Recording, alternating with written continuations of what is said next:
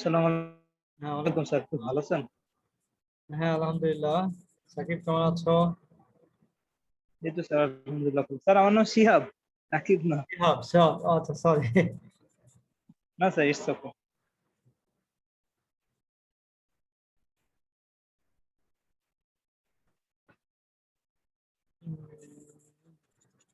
Sir আপনি clear শুনতে পাচ্ছেন আমার কথা?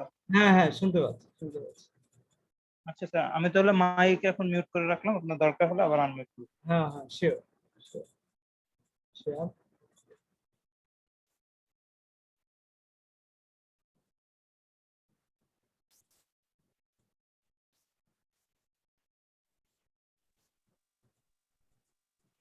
স্যার মার্কেটিং অ্যাসাইনমেন্ট টোটাল কয়টা দিয়েছেন? দুইটা? মার্কেটিং অ্যাসাইনমেন্ট দুইটা দিয়েছিলাম। হ্যাঁ ওকে স্যার, ঠিক আছে, দুইটাই করে ফেলেছে।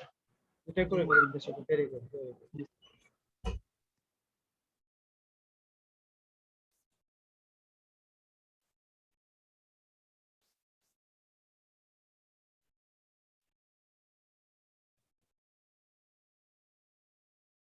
বাকিরা আসে না কেন? কি অবস্থা? তুমি কি স্ক্রিন কি দেখতে পাচ্ছো? জি স্যার, স্ক্রিন দেখতে পাচ্ছি। দেখা যাচ্ছে না? আচ্ছা ঠিক আছে। মাইনুল ইসলাম জাহান।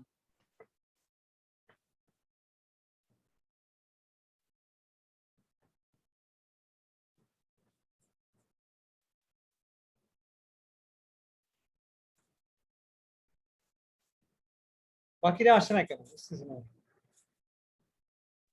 নজরুল ইসলাম আছে, বাকিরা লেট করে কেন?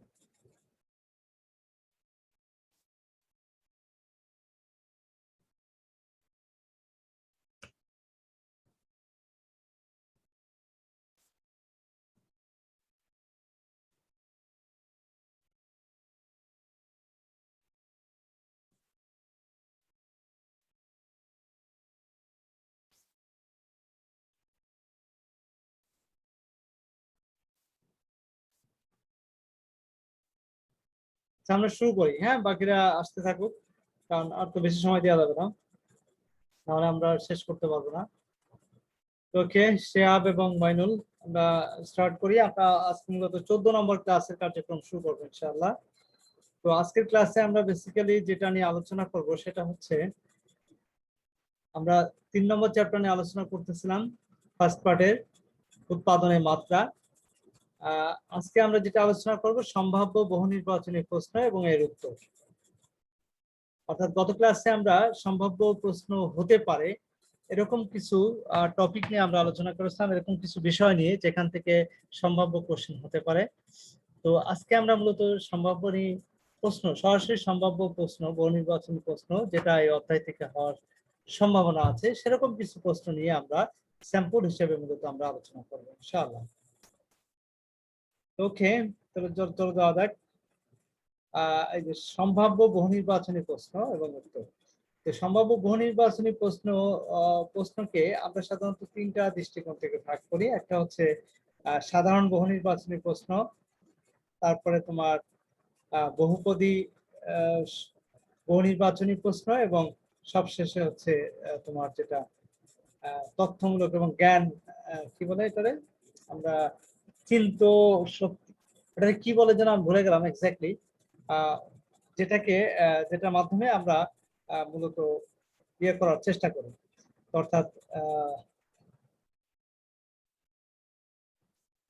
একটা হচ্ছে সাধারণ, তারপরে বহুপদী, এবং আরেকটা কি বলি যেন আমরা, মনে আছে তোমাদের?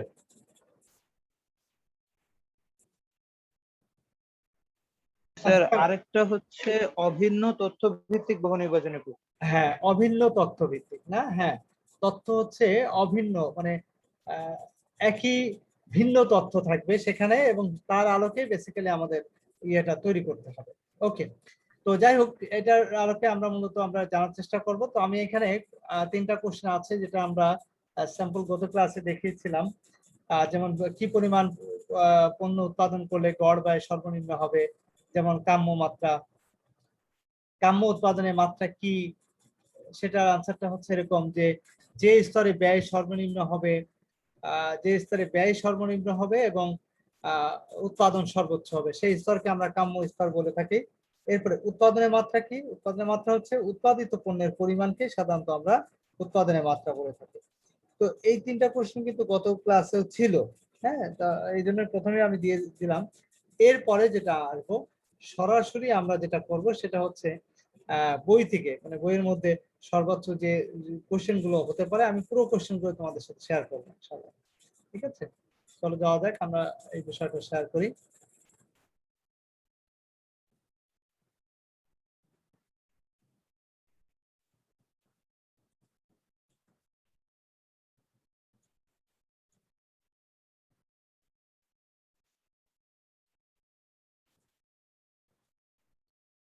এটা কি বুঝতে দেখা যাচ্ছে? বইয়ের ইয়েটা কি দেখা যাচ্ছে? স্যার আপনার স্ক্রিন দেখতে পাচ্ছি কিন্তু লোড হচ্ছে। লোড হচ্ছে না, মানে হচ্ছে, লোড হচ্ছে বলতে সামনে যাচ্ছে আর কি, তাই না? মুভ করতেছে। ওকে,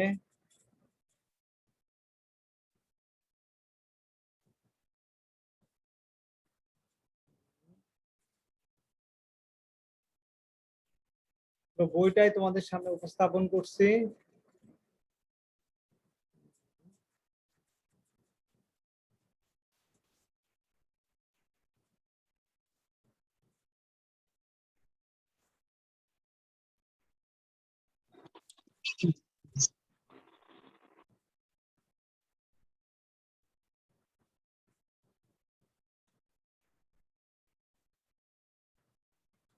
আচ্ছা, এই যে দেখো, সাধারণ বহু নির্বাচনী প্রশ্ন বা জ্ঞান পাওয়া প্রশ্ন, এরপরে বহুপদী সমাপ্তি সূচক বা বহু নির্বাচনী প্রশ্ন, আর একটা হচ্ছে অভিন্ন তথ্যভিত্তিক বহু নির্বাচনী প্রশ্ন। এই তিন ধরনের প্রশ্ন আমরা লক্ষ্য করে থাকি, সেগুলোই আমরা এখন শিখবো। এই আমাদের এই চ্যাপ্টারের সম্ভাব্য যে কোশ্চেন গুলো হতে পারে। তো আমি প্রথম তিনটা কোশ্চেন অলরেডি আমি বলে ফেলছি। সেটা হচ্ছে এরপরে যে কোশ্চেন গুলো আছে সেটা একটু খেয়াল করো। 4 নম্বর কোশ্চেন, ক্ষুদ্র ও মাঝারি এন্টারপ্রাইজের প্রাথমিক মূলধনকে কে সরবরাহ করে? ক্ষুদ্র এবং মাঝারি এন্টারপ্রাইজে। স্যার আমরা প্রশ্নটা দেখতে পাচ্ছি না। দেখতে পাচ্ছ না? না স্যার, প্রশ্ন দেখা যাচ্ছে না, মানে হ্যাঁ আপনি যে ফরম্যাটটা প্লে করতেন সেটা দেখা যাচ্ছে না। স্ক্রিনটা কি আরেকবার শেয়ার করুন? হ্যাঁ হ্যাঁ, এখন মনে হয় দেখা যাচ্ছে না? জি স্যার, এখন দেখতে পাচ্ছি। তাহলে দেখো, জি স্যার। ক্ষুদ্র ও মাঝারি এন্টারপ্রাইজে প্রাথমিক মূলধন কে সরবরাহ করে? 4 নম্বর কোশ্চেন। দেখো, প্রথম তিনটা কোশ্চেন আমি অলরেডি আলোচনা করছি আর কি, হ্যাঁ। তো এই জন্য এটা দেখলাম। 4 নম্বর কোশ্চেন থেকে আমরা শুরু করছি। ক্ষুদ্র ও মাঝারি এন্টারপ্রাইজে প্রাথমিক মূলধন কে সরবরাহ করে? প্রাথমিক মূলধন কে সরবরাহ করে? দেখো, কে সরবরাহ করে বলতে পারবা?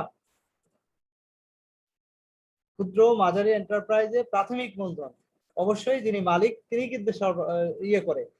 ক্ষুদ্র এবং মাঝারি যে শিল্প প্রতিষ্ঠানগুলো আছে, সেটার যে প্রাথমিক মূলধন প্রয়োজন হয়, সেই মূলধনটা মালিক নিজেই সেটা সরবরাহ করে থাকে। ওকে, তাহলে এখানে আনসার ব্যাংকও করে না, সরকারও করে না, আত্মীয় স্বজনও করবে না, তা মালিক নিজেই মূলত সেই মূলধনটা সরবরাহ করে থাকে। আচ্ছা, এটা গেল একটা। এরপরে 5 নম্বর কোশ্চেনটা দেখো, নিচের কোনটি উৎপাদনে কাম্য উৎপাদন মাত্রা? আচ্ছা, তোমরা যারা পরে আসছো, চ্যাট বক্সে তোমাদের নাম, রোল, সেকশন, হ্যাঁ, এগুলো একটু লিখে ফেলো সবাই।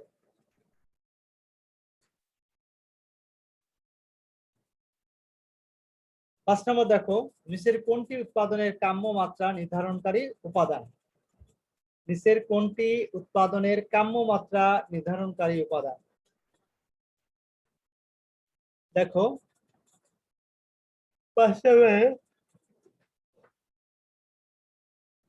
ক উৎপাদন ব্যয়, খ হচ্ছে কাঁচামালের সহজলভ্যতা, গ হচ্ছে গবেষণা উন্নয়ন, ঘ হচ্ছে শ্রম বিভাজন।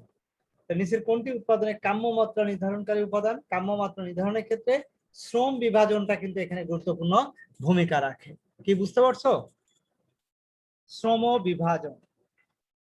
এরপরে চলে আসো 6 নাম্বার, ক্ষুদ্র ও মাঝারি এন্টারপ্রাইজের অসুবিধা হচ্ছে। ক্ষুদ্র ও মাঝারি এন্টারপ্রাইজের অসুবিধা হচ্ছে কি? ক ঋণ প্রাপ্তিতে অসুবিধা,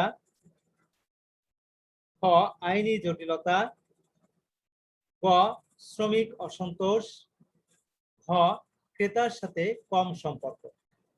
তো এখন এই চারটার মধ্যে কোনটা আসলে রাইট অ্যান্সার হবে? দেখো, ক্ষুদ্র ও মাঝারি এন্টারপ্রাইজের অসুবিধা হচ্ছে, তার মানে এখানে অসুবিধাটা হচ্ছে ঋণ প্রাপ্তিতে অসুবিধা। ক্ষুদ্র এবং মাঝারি এন্টারপ্রাইজ গুলো সাধারণত কিন্তু সহজে ঋণ পায় না। হ্যাঁ, এটা হচ্ছে বড় ধরনের অসুবিধা। আইনি জটিলতা তেমন একটা নাই, শ্রমিকের অসন্তোষ কম থাকে, ক্রেতার সাথেও সম্পর্ক অবশ্যই ভালো থাকে, কম থাকে না।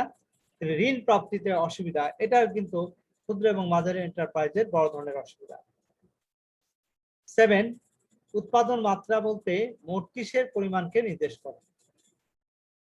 উৎপাদনের মাত্রা বলতে মোট কিসের পরিমাণকে নির্দেশ করে? দেখো, উৎপাদনের মাত্রা বলতে যোগানের পরিমাণ, সম্পদের পরিমাণ, কাঁচামালের পরিমাণ, উৎপাদনের পরিমাণ। এখানে উৎপাদনের পরিমাণটা হবে রাইট অ্যান্সার। ওকে, উৎপাদনের পরিমাণটা হবে রাইট অ্যান্সার। কি সবাই বুঝতে পারছো? ওকে, তারপরে চলে আসো, মাত্রাজনিত ব্যয় সংকোচন ধারণাটি উৎপাদনের কোন স্তরকে নির্দেশ করে? মাত্রাজনিত ব্যয় সংকোচন ধারণাটি উৎপাদনের কোন স্তরকে নির্দেশ করে? মাত্রাজনিত ব্যয় সংকোচনের এই ধারণাটি কাম্য স্তরে নির্দেশ করে। নিম্ন স্তর, মধ্যম স্তর, উচ্চ স্তর, কাম্য স্তর। মাত্রাজনিত ব্যয় সংকোচন ধারণাটি কাম্য স্তরকে নির্দেশ করে। ক্লিয়ার? তাহলে এই জিনিসগুলো কি বুঝতে পারছো তোমরা? সবাই কি বুঝতেছো? জি স্যার। ওকে, না বুঝলে এটা কোশ্চেন করো, ঠিক আছে? ওকে, এবার চলে আসো 9 নম্বর কোশ্চেন। দেখো, বিশ্বের সর্বপ্রাচীন ব্যবসা সংগঠন কোনটি? ক্ষুদ্র, মাঝারি, অংশীদারি, যৌথ মূলধনী? অবশ্যই ক্ষুদ্র প্রতিষ্ঠান, কারণ একদম সর্বপ্রথম যে প্রতিষ্ঠানগুলো গড়ে ওঠে সেটা হচ্ছে ক্ষুদ্র প্রতিষ্ঠান, ছোট ছোট প্রতিষ্ঠানগুলো গড়ে ওঠে। নাম্বার 10, উৎপাদন বৃদ্ধির সাথে সাথে গড় উৎপাদন ব্যয় বৃদ্ধি পেলে তাকে কি বলে?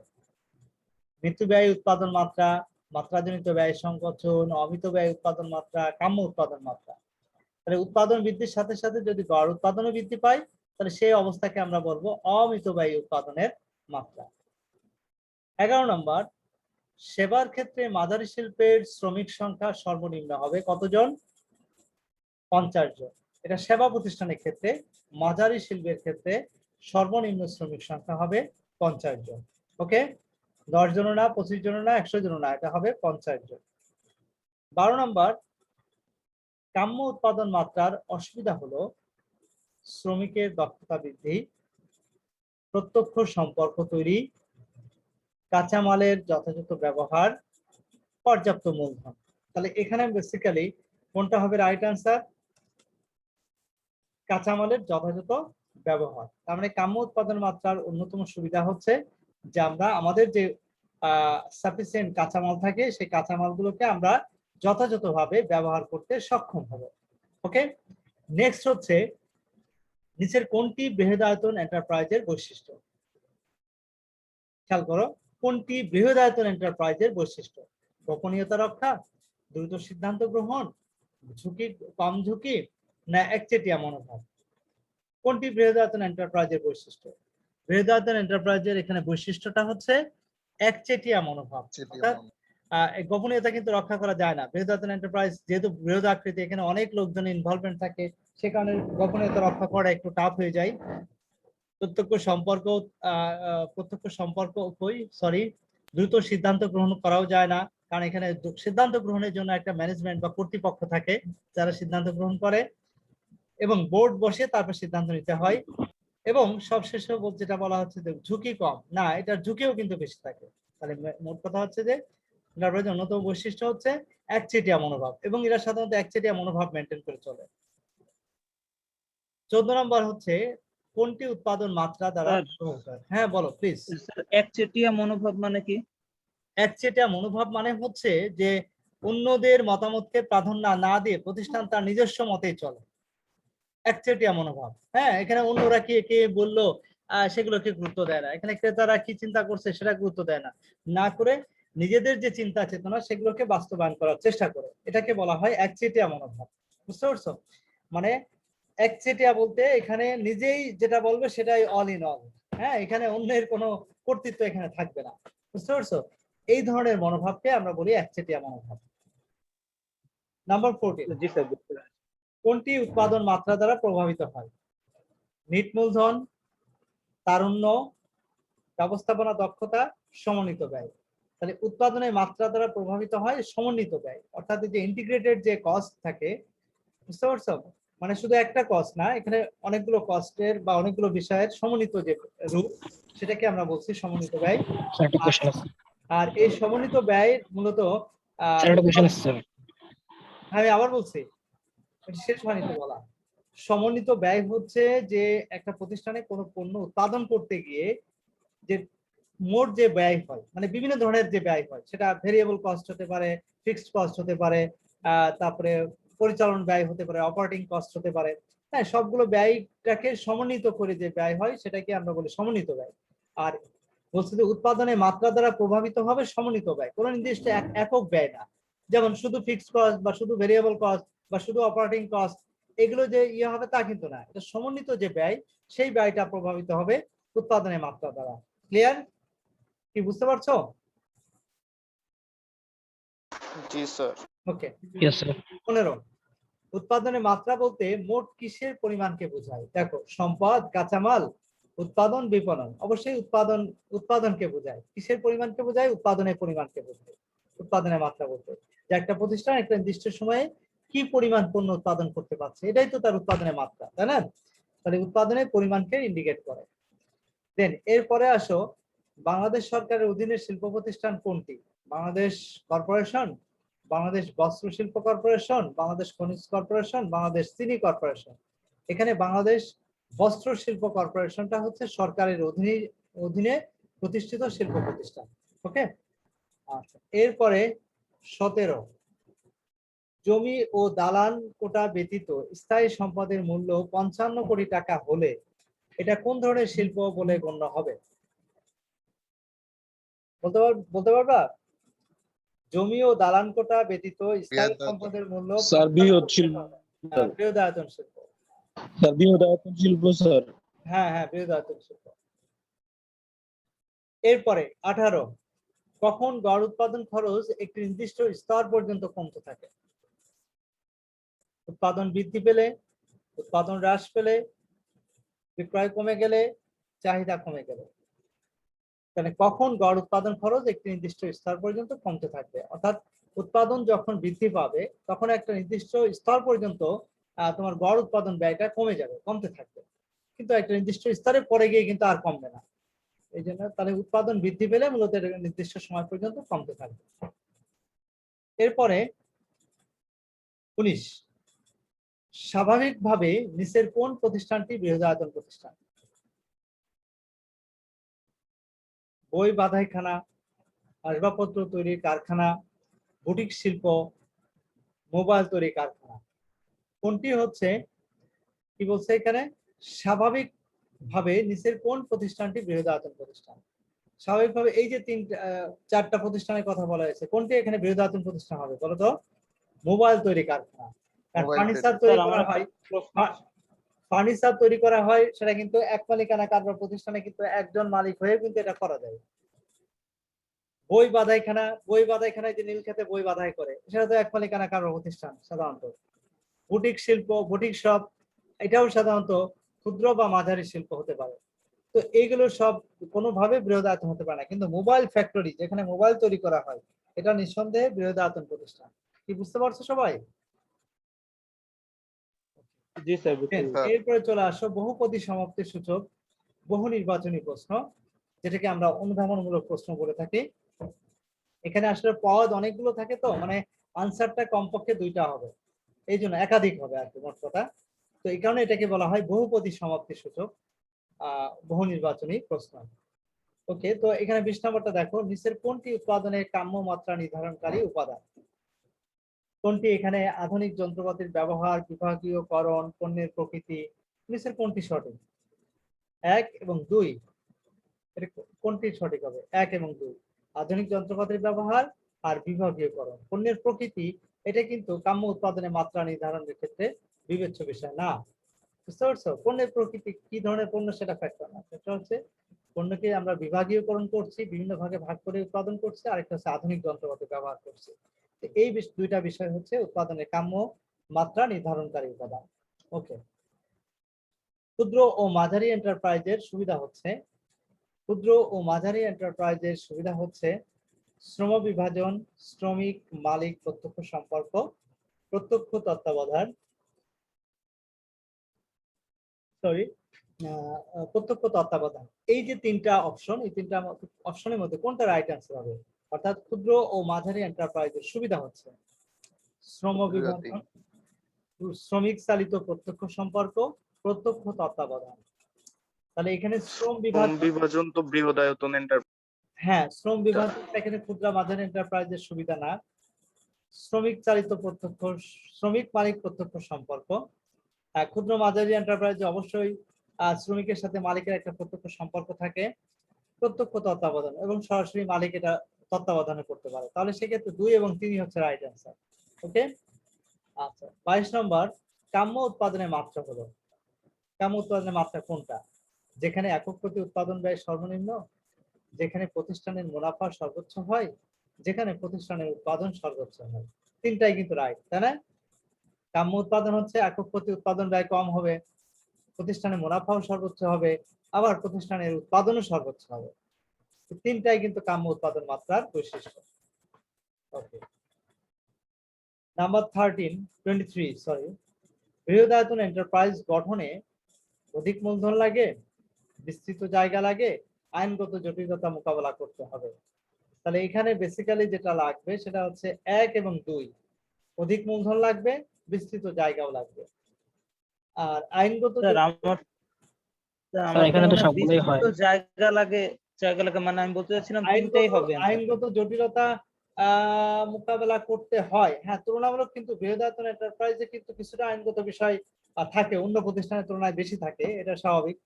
কিন্তু এখানে আইনগত বিষয়টাকে প্রাধান্য দেওয়া হয় না আর কি, মেনলি কিন্তু এই দুইটা সরাসরি লাগে আর কি। অধিক মূলধনও লাগবে, বিস্তৃত জায়গাও লাগবে বৃহদায়তন ব্যবসা প্রতিষ্ঠান গড়ে তুলতে গেলে। এন্ড আইনগত বিষয়টা আসছে যে তোমার লার্জ স্কেলে তুমি মূলধন বিনিয়োগ করে একটা ব্যবসা গড়ে তুললে, এখানে আইনগত বিষয় যদি কোনো জটিলতা না আসে তাহলে সেক্ষেত্রে আইনগত বিষয় প্রয়োগটা প্রয়োজন হয় না, জাস্ট এরকম একটা বিষয়। সে কারণে আর এই যে উপরে যে দুটো বিষয় 1 এবং 2, এটা কিন্তু সরাসরি একদম ইয়ে করে, মানে সরাসরি প্রয়োজন হয় আর কি গঠনের ক্ষেত্রে, বুঝতে পারছো? এই জন্য 1 এবং সরি সরি সরি কি বললাম, অধিক মূলধন লাগবে, বিস্তৃত জায়গাও তো লাগবে, হ্যাঁ, আবার আইনগত জটিলতাও লাগবে। হ্যাঁ, তিনটাই রাইট হবে এখানে বেসিক্যালি, বুঝতে পারছো? এখানে তিনটাই রাইট অ্যান্সার হবে। আইনগত জটিলতাও মোকাবেলা করতে হবে, বিস্তৃত জায়গার প্রয়োজন হবে, কারণ জায়গা ছাড়া তো মূলধন বৃহত্তম এন্টারপ্রাইজ গঠন করা সম্ভব হবে না। স্পেসও যেমন লাগবে, অধিক পরিমাণ মূলধনের প্রয়োজন হবে, আবার আইনগত জটিলতাও তাকে ফেস করতে হবে। তার মানে আলটিমেটলি এখানে তিনটাই রাইট অ্যান্সার, কিছুটা কম বেশি থাকতে পারে, বাট রাইট অ্যান্সারের ক্ষেত্রে এখানে তিনটাই আমাদের কনসিডার করতে হবে। ওকে, আচ্ছা দেন এরপরে যেটা আসছে সেটা হচ্ছে একটি প্রতিষ্ঠানের স্থির ব্যয় হলো শ্রমিকের মজুরি, কারখানার ভাড়া, কারখানার অবচয়। স্থির ব্যয় কোনটা এখানে? শ্রমিকের মজুরি, কারখানার ভাড়া, কারখানার অবচয়।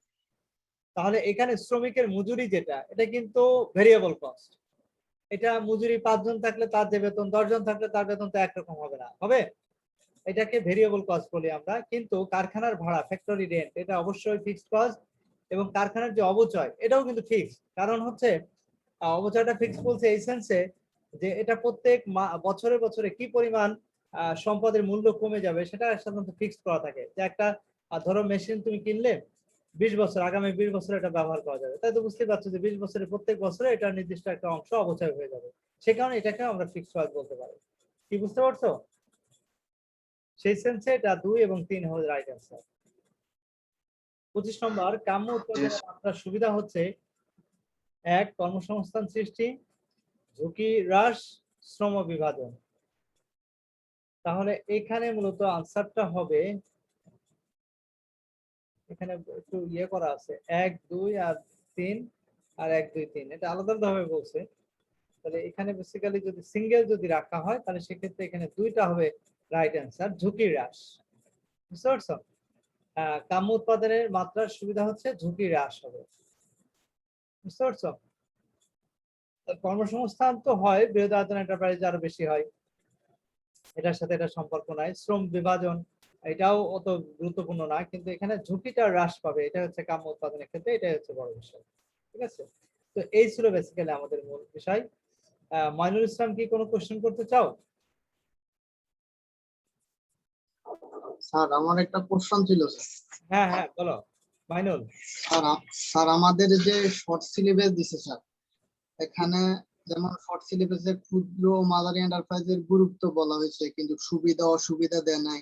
তারপরে আবার বৃহদায়তন এন্টারপ্রাইজের সুবিধা অসুবিধা দেয় না, যেগুলা দেয় নাই স্যার, টপিক গুলা দেয় নাই, এগুলা কি আমরা পড়বো নাকি পড়বো না, নাকি পুরা সাপ্তাহে পড়তে হবে? আচ্ছা, এখন বিষয়টা হচ্ছে কি যে এমসিকিউ কোশ্চেন গুলো, তো এমসিকিউ কোশ্চেনটা সাধারণত টপিকের সাথে রিলেটেড যেগুলো আছে যে কোনো জায়গা থেকে কোশ্চেন হতে পারে, হ্যাঁ, বহু নির্বাচনী প্রশ্নের ক্ষেত্রে বিশেষ করে। তবে অবশ্যই যে টপিক গুলো আছে সেগুলোর সাথে রিলেটেড জিনিসগুলো ইম্পর্টেন্ট তোমাদের জন্য, বুঝতে পারছো? এটাই বেশি ইম্পর্টেন্ট, এবং হয়তো ওটার থেকে দেওয়ার চেষ্টা করবে, বাট তোমাদেরকে রিলেটেড যত টপিক আছে সবগুলো থেকে এমসিকিউ পড়া উচিত, কারণ এমসিকিউ তো কোনো আসলে সাজেশন হয় না, এটা তো জানো তোমরা। হ্যাঁ, তবে টপিকের সাথে রিলেটেড যে কোনো জায়গা থেকে এমসিকিউ কোশ্চেন হতে পারে, বাট সিকিউ কোশ্চেন বলো, ওই যে সিকিউ কোশ্চেনের ক্ষেত্রে কিন্তু আমাদের যেটা সিলেবাসের মধ্যে আছে সেগুলো থেকেই হবে, এর বাইরে থেকে হওয়ার সম্ভাবনা কম। বাট এমসিকিউ কিন্তু হতে পারে, এমসিকিউ রিলেটেড যা পাবে মানে গন্ধ যেখানে পাওয়া যাবে সেখান থেকেই হতে পারে, বুঝতে পারছো? এই জন্য জি স্যার। আমাদের মোটামুটি সবগুলো পড়া উচিত। এমসিকিউ তো আসলে কোনো সাজেশন দেওয়া যায় না বা সাজেশন হয়ও না। ওকে, এখানে একটু খেয়াল করো, নিচের উদ্দীপকটি পড়ে 26 এবং 27 নম্বর প্রশ্নের উত্তর দিতে হবে। এখানে একটু এই টাইপের কোশ্চেন আনসার আমরা গত ক্লাসে দেখাইছিলাম। দেখো এখানে গড় একক প্রতি ব্যয় আর এখানে গড় উৎপাদন ব্যয় দেখানো হয়েছে, আর পি হচ্ছে এখানে বেসিক্যালি কাম্য উৎপাদন মাত্রা। তো এখন এক্স ওয়াই লিমিটেড এর কাম্য উৎপাদন মাত্রা কত হবে? এখানে বেসিক্যালি এই যে 2000 ইউনিটটা হচ্ছে কাম্য উৎপাদন মাত্রা। এই স্তরে যদি উৎপাদন করে তাহলে সেক্ষেত্রে তার সে কম খরচে সর্বোচ্চ আর কি, মানে এটা কম্পারেটিভলি আর কি, তুলনামূলকভাবে কম খরচে বেশি পণ্য উৎপাদন করতে সক্ষম হবে। এই হচ্ছে বেসিক্যালি এখানকার পরিস্থিতি।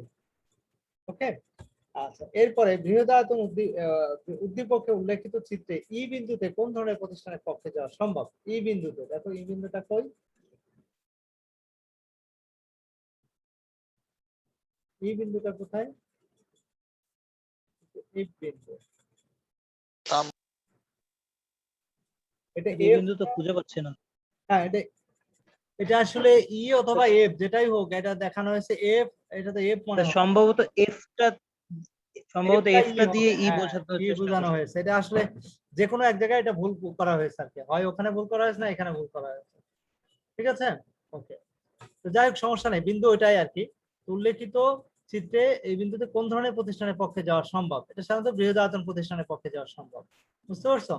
ওকে, হ্যাঁ, এটা ই হোক আর এফ হোক, যেটাই হোক সমস্যা নেই, যে কোনো একটা চেঞ্জ করতে হবে। উপরে যেহেতু এখানে এফ আছে আমরা এটাকে এফ করে দিই, এখনই করে দিই।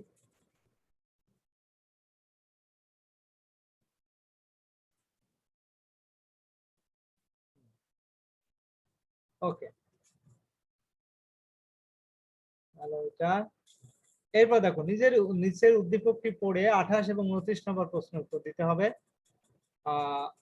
ঘড়ি উৎপাদনকারী প্রতিষ্ঠানের তথ্য নিম্নরূপ, যেমন এখানে O2 এন্টারপ্রাইজ আর B2 এন্টারপ্রাইজ। মূলধনের পরিমাণ O2 এন্টারপ্রাইজের 7 কোটি, B2 15 কোটি। শ্রমিকের সংখ্যা O2 9 জন আর B2 হচ্ছেন 220 জন। তাহলে এটা কোনটা কোন ধরনের এন্টারপ্রাইজ সেটা আমাদেরকে একটু দেখতে হবে। 28 নম্বর বলছে উদ্দীপকে B2 এন্টারপ্রাইজ কোন ধরনের ব্যবসা প্রতিষ্ঠান? এখানে মাঝারি ধরনের ব্যবসা প্রতিষ্ঠান B2 এন্টারপ্রাইজ, হ্যাঁ, 15 কোটি মূলধন আর 220 জন শ্রমিকের সংখ্যা। আর O2 এন্টারপ্রাইজ কে B2 তে রূপান্তরিত হতে গেলে কি করণীয়? দেখো, এই O2 এন্টারপ্রাইজ তো ক্ষুদ্রায়তন প্রতিষ্ঠান, এটা আমরা বুঝতে পারছি, বাট এটাকে যদি আমরা B2 তে রূপান্তর করতে চাই, তার মানে হচ্ছে মাঝারি ধরনের এন্টারপ্রাইজে রূপান্তর করতে চাই, তাহলে সেক্ষেত্রে আমাদের কি করতে হবে? মূলধন 3 কোটি বাড়াতে হবে, তারপরে হচ্ছে শ্রমিকের সংখ্যা 15 জন বাড়াতে হবে, জয়েন্ট স্টকে নিবন্ধিত হবে। কোনটি সঠিক অ্যান্সার বলতো দেখি? 1 ও 2 এক 1 ও 2 হ্যাঁ, এই যে 1 এবং 2। মূলধন 3 কোটি বাড়াতে হবে, ঠিক আছে। শ্রমিক সংখ্যা 15 জন বাড়াতে হবে, তার মানে এখানে 220 জন আছে, 9 জন আছে, 9 জনের সাথে 15 জন যদি বাড়ানো হয় তাহলে কতজন হবে?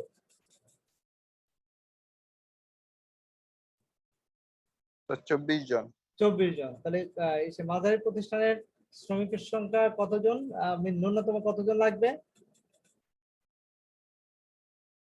20 জন।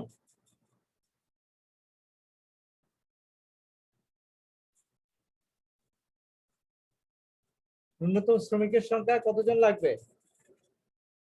24 জনই নাকি, না 20 জনের উপরে হলে হবে?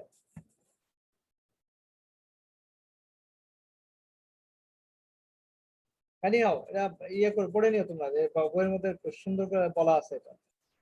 আচ্ছা, তাহলে এখানে সঠিক আনসারটা হবে 1 এবং 2। ওকে, আচ্ছা ঠিক আছে। এরপরে চলে আসো 30 নম্বর কোশ্চেন। যদি কোনো কোম্পানি স্থায়ী সম্পত্তির পরিমাণ 30 কোটি টাকার অধিক হয় এবং শ্রমিকের সংখ্যা কমপক্ষে 250 জন হয়, তাহলে সেটি কোন ধরনের প্রতিষ্ঠান? কোন ধরনের প্রতিষ্ঠান বলতো দেখি? যদি কোনো প্রতিষ্ঠানে কোম্পানি স্থায়ী সম্পত্তির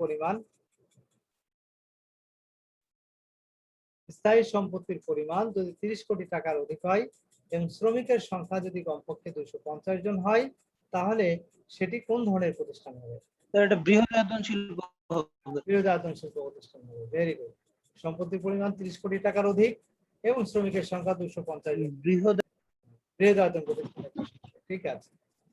জমি ও দালান কোঠা বাদে একটি প্রতিষ্ঠানের স্থায়ী সম্পত্তির মূল্য সর্বনিম্ন 1 কোটি টাকা হলে এটা কোন ধরনের শিল্প হিসাবে গণ্য হবে? জমি এবং দালান কোঠা বাদে একটি প্রতিষ্ঠানের স্থায়ী সম্পত্তির মূল্য সর্বনিম্ন 1 কোটি টাকা হলে এটা সাধারণত সেবাধর্মী প্রতিষ্ঠানের ক্ষেত্রে এটা হবে, তাই না? দালান কোঠা বাদে একটি প্রতিষ্ঠানের স্থায়ী সম্পত্তির মূল্য সর্বনিম্ন 1 কোটি টাকা হলে কোন ধরনের শিল্প হিসাবে গণ্য হবে? এটা সাধারণত সেবাধর্মী ক্ষুদ্র শিল্প প্রতিষ্ঠান হিসেবে গণ্য হবে। 32 নম্বর, মিস্টার মহসিন একটি ফ্যাশন হাউসের মালিক। সারা মাসে একটি পণ্য যদি বিক্রি না হয় তবে কোন ব্যয়টি অবশ্যই হবে? পরিবর্তনশীল ব্যয়, চলতি ব্যয়, পরিচালন ব্যয়, স্থির ব্যয়? কোন ব্যয়টি অবশ্যই হবে? স্থির ব্যয়, তাই না? মানে তার কোনো বিক্রি নেই, সেল নেই, কিন্তু কিছু ব্যয় আছে, যেমন তোমার দোকানের ভাড়াটা তো ঠিকই তোমাকে দিতে হবে, তাই না? কি বুঝতে পারছো? এই জন্য স্থির ব্যয়টা কিন্তু ঠিকই হবে। একটি প্রতিষ্ঠান শ্রমের মাপকাঠিতে ক্ষুদ্র এবং মূলধনের মাপকাঠিতে মাঝারি শ্রেণীর আওতাভুক্ত হলে তা প্রকৃতপক্ষে কোন ধরনের শিল্প? ওকে, একটি প্রতিষ্ঠান শ্রমের মাপকাঠিতে ক্ষুদ্র আর মূলধনের মাপকাঠিতে মাঝারি, এই ধরনের অবস্থা হলে সেক্ষেত্রে আমরা এটাকে ক্ষুদ্র শিল্প প্রতিষ্ঠান হিসেবে গণ্য করবো। বুঝতে পারছো? শ্রমিকের দিক থেকে দেখা যাচ্ছে ক্ষুদ্র প্রতিষ্ঠানের যে শর্ত সেটা পূরণ করছে, আর মূলধনের দৃষ্টিকোণ থেকে মাঝারি প্রতিষ্ঠানের যে কি বলে আওতা, সে আওতার অন্তর্ভুক্ত হচ্ছে। তাহলে এই ধরনের প্রতিষ্ঠানকে আমরা ক্ষুদ্র প্রতিষ্ঠান হিসেবে গণ্য করব। ওকে, এরপরে 34 নম্বর দেখো, জনাব আতিকুল তার মাশরুম প্রকল্পের বাজার চাহিদা নির্ধারণ করে মাশরুম চাষ করেন। তিনি উৎপাদন মাত্রা নির্ধারণ করলে কোন ধরনের সুবিধা ভোগ করবেন? জনাব আতিকুল তার মাশরুম প্রকল্পের বাজার চাহিদা নির্ধারণ করে মাশরুম চাষ করেন। তিনি উৎপাদনের মাত্রা নির্ধারণ করলে কোন ধরনের সুবিধা ভোগ করবেন? বলতে পারবে? জনাব আতিকুল তার মাশরুম প্রকল্পের বাজার চাহিদা নির্ধারণ করে মাশরুম চাষ করেন। তিনি উৎপাদনের মাত্রা নির্ধারণ করলে কোন ধরনের সুবিধা ভোগ করবেন? উৎপাদন ব্যয় কম হবে, ব্যবসার সম্প্রসারণ হবে, প্রযুক্তির ব্যবহার হবে এবং একটা বিশ্লেষণ। তাহলে এখানে জনাব আতিকুল তার মাশরুম প্রকল্পের বাজার চাহিদা নির্ধারণ করে মাশরুম চাষ করেন। তিনি উৎপাদনের মাত্রা নির্ধারণ করলে কোন ধরনের সুবিধা ভোগ করবেন?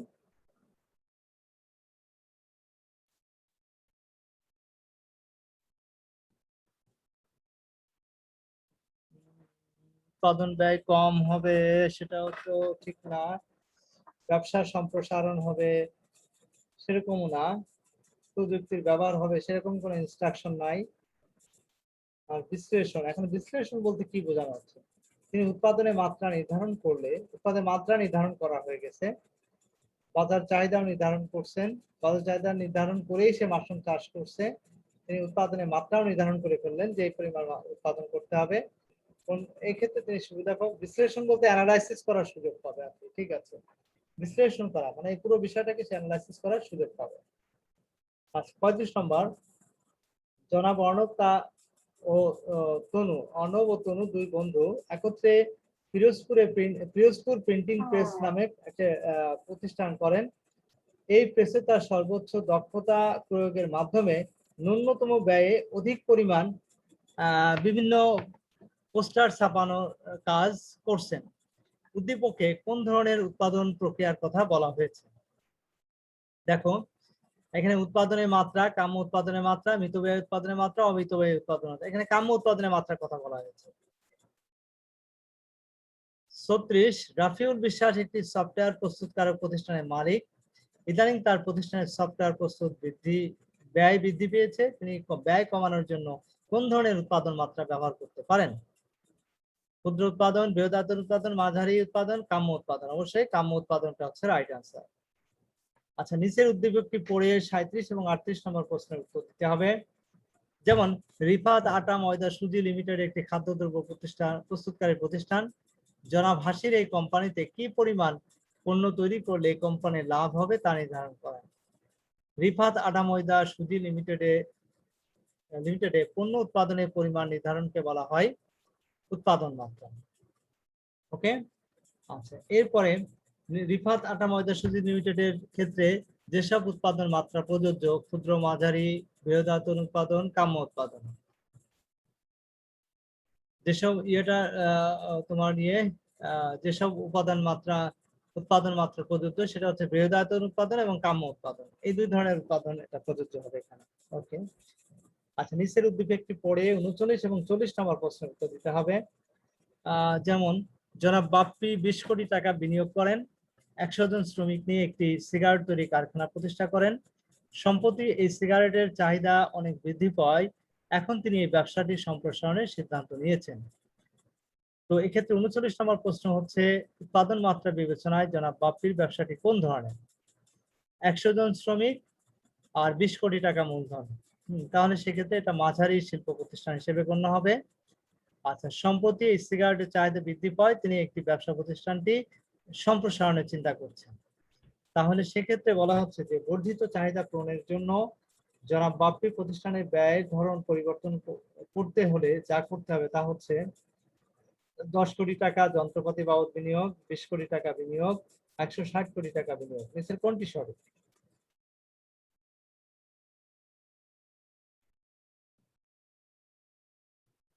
বিশ কোটি টাকা বিনিয়োগ করতে হবে, এটা ঠিক আছে।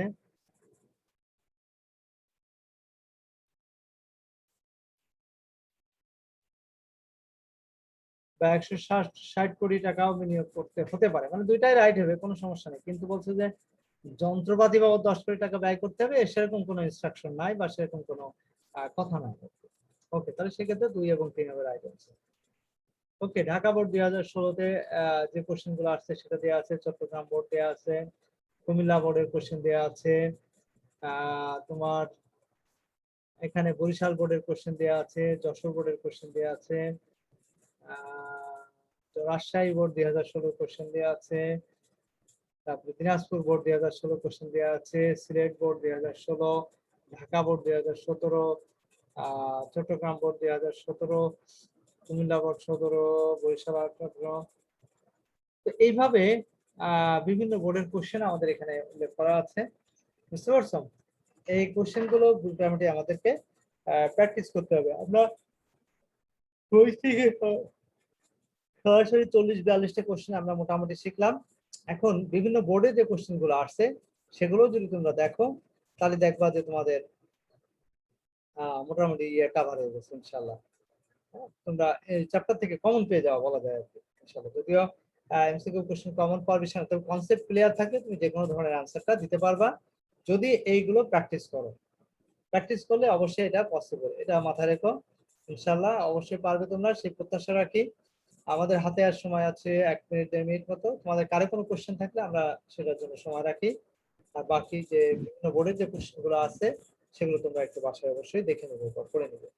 ওকে, তো ওকে ডিয়ার স্টুডেন্ট, তোমাদের কারো কোনো কোশ্চেন আছে কিনা? কোশ্চেন থাকলে আমরা সেটা নিয়ে আজকে ক্লাস আলোচনা করবো। আচ্ছা, কেউ একজন মনে হয় অ্যাটেন্ডেন্স দাও নাই নাকি? না দিছো সবাই? না দিছো সবাই?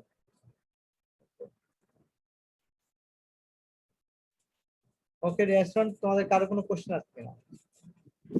স্যার আমাদের অ্যাসাইনমেন্ট জমা দিতে হবে কবে?